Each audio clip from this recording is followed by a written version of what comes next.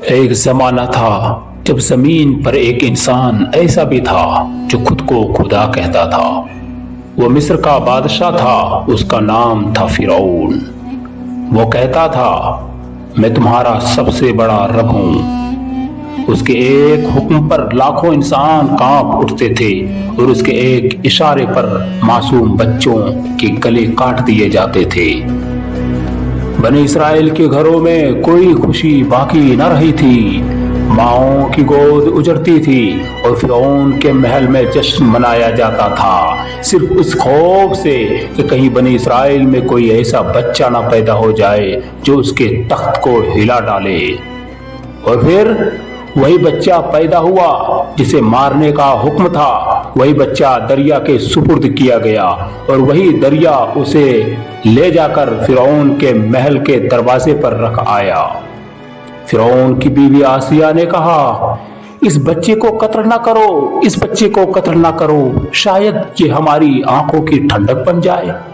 فرعون نہ جانتا تھا کہ جس دشمن سے وہ ڈر رہا ہے وہ اس کے اپنے محل میں پل رہا ہے۔ وقت گزرا، موسیٰ علیہ السلام جوان ہوئے اور اللہ تعالیٰ نے انہیں نبوت عطا کی۔ حکم ملا فرعون کے پاس جاؤ، وہ حد سے بڑھ چکا ہے۔ موسیٰ علیہ السلام فرعون کے دربار میں کھڑے ہیں۔ پیغام واضح ہے، اللہ ایک ہے، ظلم چھوڑ دو، بنی اسرائیل کو آزاد کرو۔ فرعون ہنستا ہے، کیا میں مصر کی حکومت کا مالک نہیں؟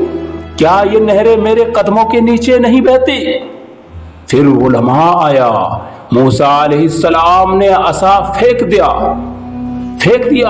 اور دیکھتے ہی دیکھتے وہ ایک زندہ اژدہا بن گیا۔ جادوگر سجدے میں گر گئے۔ ہم موسیٰ علیہ السلام کے رب پر ایمان لائے۔ فرعون چیخ اٹھا، ہاتھ پاؤں کٹوا دیے، لیکن ایمان نہ رکا۔ پھر عذاب آئی، طوفان، ٹڈیاں، جوئے، مینڈک اور پانی خون بن گیا۔ ہر بار فرعون گڑ گڑاتا، ہائے ہائے، عذاب ہٹا دو، عذاب ہٹا دو، ہم ایمان لے آئیں گے، ہم ایمان لے آئیں گے۔ اور جیسے ہی عذاب ہٹتا وہ پھر مکر و فریب اور گھمنڈ میں آ جاتا۔ ایک رات اللہ تعالیٰ نے موسیٰ علیہ السلام کو حکم دیا میری قوم کو لے کر نکل جاؤ۔ سامنے سمندر تھا، پیچھے فرعون کا لشکر۔ قوم گھبرا گئی۔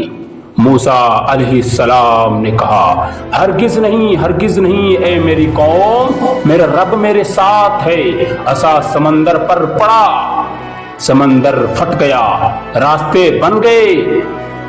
فرعون پیچھے لپکا اور جب سمندر بند ہوا تو غرور، تخت، تاج سب پانی میں دفن ہو گئے۔ میں ایمان لایا، ایمان لایا، یہ فرعون کہتا ہوا سمندر میں ڈوب گیا۔ اللہ تعالیٰ نے فرمایا اب جب سب کچھ ختم ہو چکا فرعون عبرت بن گیا۔ تکبر کا انجام ذلت ہے میرے دوستو، ظلم کا انجام تباہی ہے اور حق ہمیشہ غالب آتا ہے۔